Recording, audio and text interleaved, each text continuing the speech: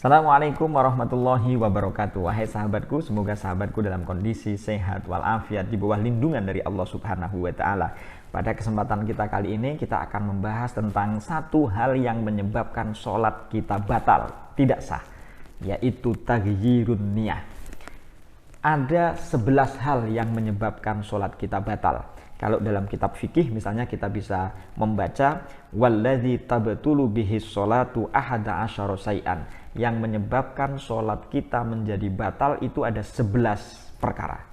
Di antaranya adalah al-kalamul amdu, yaitu berbicara dengan cara sengaja, wal amalul katsir, wal hadasu, dan yang akan kita bicarakan ini adalah taghyirun niyah, yaitu berubahnya niat. Kita harus tahu bahwa niat itu adalah sesuatu yang penting, dia menjadi pembeda apakah ini sholat zuhur, apa ini sholat isya, apa ini sholat qobliyah, apa ini sholat ba'diyah, dan lain sebagainya. Jadi niat menjadi hal yang penting. Dan niat itu di dalam sholat itu harus dawam, harus mulai dari awal sampai akhir itu niat sholatnya harus terus menerus. Karena itulah di dalam kitab fikih dijelaskan bahwa ada beberapa masalah dalam perubahan niat ini.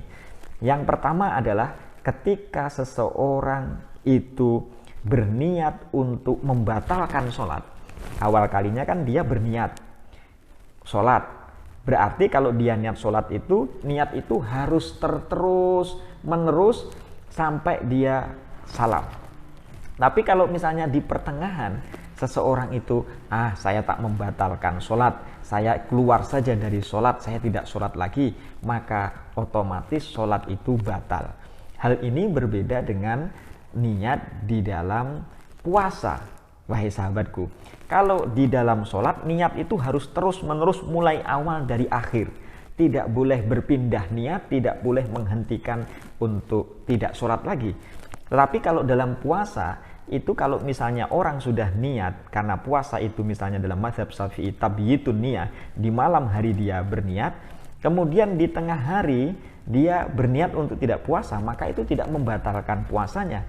Kenapa demikian? Karena dalam kitab-kitab fikih dijelaskan bahwa niat di dalam puasa itu sesungguhnya adalah pintu masuk. Karena yang penting dalam puasa itu adalah al-imsak, yaitu menahan dari tidak makan, tidak minum, atau mubtilatus shaum. Jadi menahan dari hal-hal yang membatalkan puasa. Jadi beda antara niat di dalam sholat, yang niat dalam sholat itu harus terus menerus, mulai dari awal takbiratul ihram sampai salam itu niatnya harus terus menerus. Tetapi kalau di dalam puasa itu dia tidak. Jadi niat itu adalah pintu masuk, sehingga ketika di siang Ramadan dia berniat untuk memutuskan tidak puasa misalnya, maka puasanya tetap akan berlangsung, dianggap sah selama dia tidak melakukan hal-hal yang membatalkan puasa. Itulah bedanya antara niat puasa dengan niat sholat.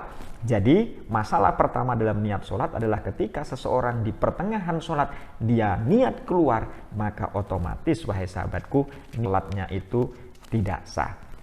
Yang kedua, ketika seseorang sedang sholat misalnya, lalu dia berpindah untuk dari satu sholat kepada sholat yang lain, niatnya berpindah. Ketika sholat asar misalnya, lalu dia berniat untuk qodho sholat asar. Awalnya adalah ada, tapi dia diniati qodho, maka secara otomatis sholatnya itu tidak sah. Atau ketika dia sholat sunnah qobliyah, lalu tiba-tiba dia merubah menjadi sholat sunnah tahiyatul masjid, itu pun juga kalau dia berpindah dari fardu ke fardu, dari fardu ke sunnah atau yang lainnya, maka perpindahan itu menyebabkan sholatnya batal. Kemudian masalah yang ketiga adalah ketika seseorang itu berniat, misalnya begini, nanti kalau misalnya hujan datang, saya akan membatalkan sholat untuk mengambil jemuran. Nah itu pun juga batal juga. Atau saya kalau rakaat ketiga saya akan keluar dari sholat, namanya azam. Ketika seseorang berazam untuk membatalkan sholat pada rakaat kedua misalnya, itu pun juga membatalkan sholatnya. Sholatnya dianggap tidak sah. Dan masalah yang keempat adalah dalam masalah niat ini, taghyirun niyah, adalah ketika seseorang itu ragu-ragu Apakah dia akan membatalkan sholat, apakah dia ingin keluar dari sholat, maksudnya tidak melanjutkan sholatnya, atau dia akan terus melanjutkan. Antara terus sholat atau dia menghentikan sholatnya. Jadi at-taraddud, jadi ada ragu-ragu. Ketika seseorang itu ragu-ragu dalam sholat, apakah terus keluar, terus sholat, keluar sholat, terus sholat, keluar sholat. Ketika dia ragu-ragu begitu, maka wahai sahabatku, seseorang itu sholatnya batal. Itulah yang membatalkan atau hal-hal yang berkenaan dengan taghyirun niyah. Memang wahai sahabatku, bahwa niat ini dalam mazhab Syafi'i adalah bagian dari rukun. Karena rukun maka dia harus muqtaronan bil fi'li. Dia harus bersamaan dengan perbuatan. Jadi bersamaan seseorang takbiratul ihram, pada saat itulah niat dihadirkan di dalam hati. Bahwa niat itu termasuk namanya rukun kolbi. Rukun kolbi itu adalah rukun yang ada di dalam hati. Karena dalam sholat itu, wahai sahabatku, ada yang disebut dengan rukun kolbi, ada yang disebut dengan rukun qoli, ada yang disebut dengan rukun fi'li. Dan seseorang harus menjalankan rukun ini. Ketika rukun ini tidak dilakukan, maka sholatnya tidak sah. Yang disebut dengan rukun qauli itu adalah perkataan, ucapan kita. Kayak misalnya membaca Al-Fatihah dalam mazhab Syafi'i. Kalau rukun qalbi itu adalah niat di dalam hati kita.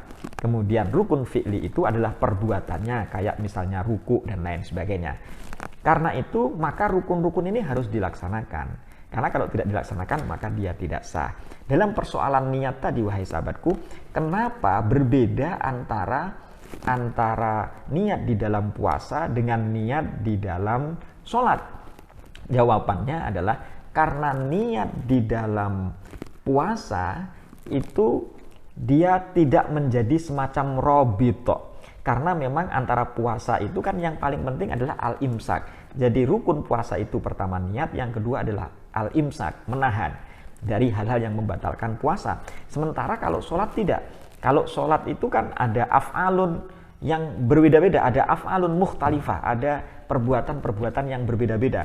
Ruku, ada sujud, ada i'tidal, dan macam-macam banyak. Jadi rukun qauli, rukun fi'li, dan rukun qalbi. Dan apa yang mengikat dari semuanya perbuatan yang berbeda-beda ini? Yang mengikat dari semua perbuatan sholat rukun-rukun yang berbeda-beda itu adalah letaknya itu di niatnya itu. Karena itu ketika niat itu telah hilang, maka tidak adalah pengikat lagi, tidak ada robit lagi. Ketika tidak ada robit lagi, maka sholatnya dianggap batal. Jadi kenapa kalau puasa, niat puasa di setengah siang hari misalnya dia berniat membatalkan puasa, puasanya tidak otomatis batal. Kenapa? Karena dia pada saat itu yang penting adalah imsak. Robitnya tidak perlu robit. Tetapi kalau misalnya di sholat itu af'alun mukhtalifah yang berbeda-beda. Karena itu perlu robit. Dan robit antara sujud dengan ruku, dengan i'tidal itu perlu pengikat. Dan pengikatnya itu adalah niat. Nanti ulama berbeda pendapat karena ini bagian dari rukun qalbi. Apakah niat pertama itu termasuk niat keluar? Atau ketika kita mau keluar sholat, ketika assalamualaikum yang pertama, salam yang pertama itu, kita perlu niat lagi atau tidak? Maka ulama berbeda pendapat. Tetapi dari perbedaan pendapat itu dalam sholat, niat itu harus berlanjut mulai dari awal sampai akhir. Seseorang tidak boleh berubah niat.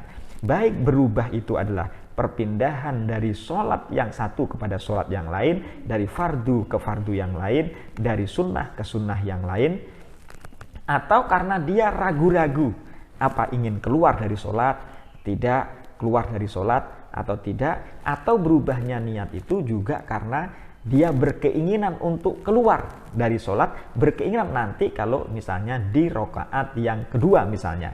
Nah itu berarti problematika dalam niat, bahwa niat harus mulai dari awal sampai akhir. Seseorang harus menetapkan niat sholatnya harus tetap. Wahai sahabatku, bahwa as-sholatu hiya munajin robbah. Sholat itu sesungguhnya adalah kita berdialog dengan Tuhan. Sebisa mungkin ketika kita sholat, hadirkan hati kita bahwa kita sedang berdialog dengan Allah Subhanahu wa Ta'ala. Apakah pantas seorang hamba sedang berhadapan dengan Tuhan, sedang berhadapan dengan Allah, dia sedang berbisik-bisik dengan Allah, dia sedang bercengkrama dengan Allah, lalu kemudian kita ini yang sedang bercengkrama dengan Allah, lalu hati kita berpaling untuk tidak Allah, malah justru kita memikirkan sesuatu yang lain. Itulah yang disebut dengan khusyuk.